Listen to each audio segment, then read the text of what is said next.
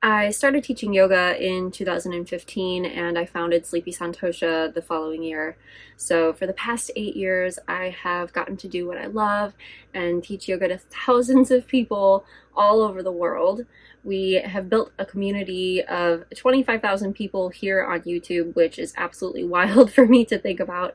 And I'm just so grateful for every single one of you. When I started teaching in 2015, I said to myself that if I could even just help one person change their life for the better with yoga, I would consider myself successful. And I have gotten to experience success beyond anything I could have ever hoped for.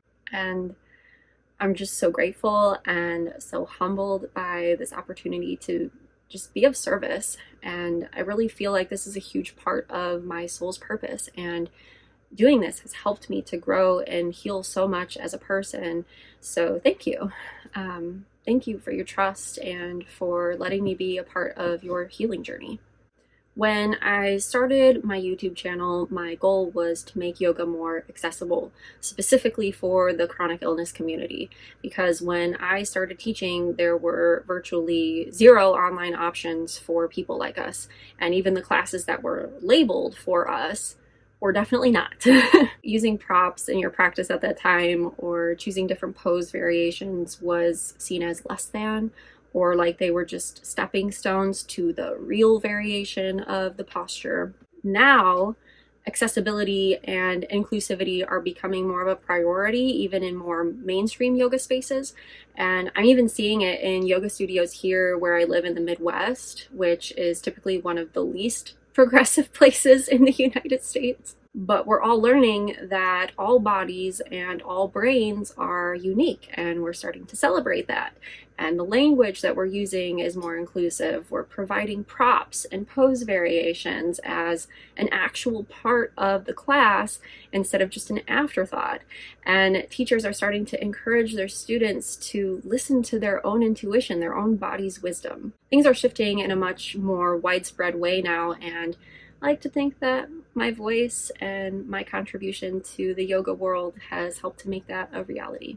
Throughout my time as a yoga teacher, I've gotten to speak personally with a lot of you, and I started to notice a huge correlation between chronic pain and chronic illness and trauma.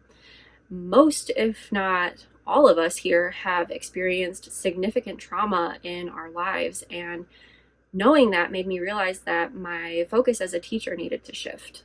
In the past few years, I've completed additional yoga teacher trainings, trauma-sensitive trainings, Reiki master training, and I've also gotten a lot of experience as a tarot reader.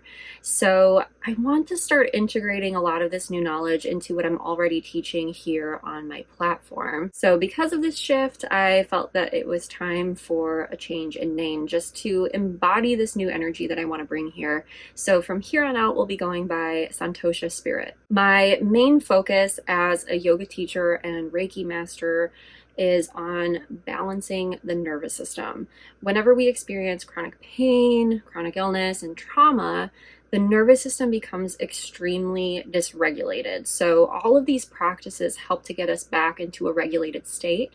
And this is where we can fully settle into our bodies in the present moment and then start to do the work of uncovering who we actually are whenever we're free from all of these things that are holding us back. So I'm really excited to be here with you and to work with you, and just thank you from the bottom of my heart for your love and your support and for your dedication to your own healing. I'm looking forward to many more years of growing and healing together.